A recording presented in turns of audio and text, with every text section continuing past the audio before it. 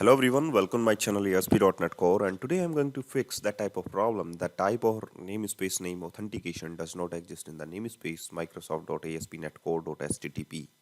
So if you are facing that type of problem, then you just download a single package for that. So the package name is Microsoft.ASP.NET Core.http.features.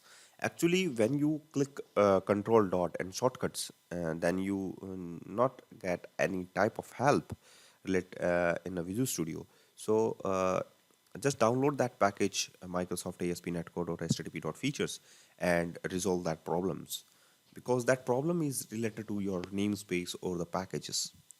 And you just go again your problem when you finish download, and just right click on it, and or you can say that just control dot on the authentication and wait for some times, and then that problem will be resolved easily and automatically. So wait for some times. It's not resolved actually.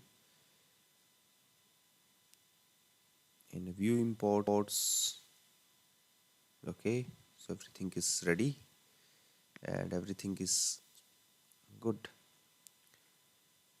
using Microsoft.ASP.NET Core.http.features. If you want to add in the view imports, then you not need to add right here, but that problem is automatically resolved just after adding that package in your project. So wait for some times only, because reflection, or you can say that just close that page, and after you can use it. You can see that Microsoft ASP.NET Core.http is working right now, or you can see that the features package, and after that you can use authentication. Okay, so that package is actually done, that is http.features.authentication. So thank you guys for watching this video, and keep watching all other videos.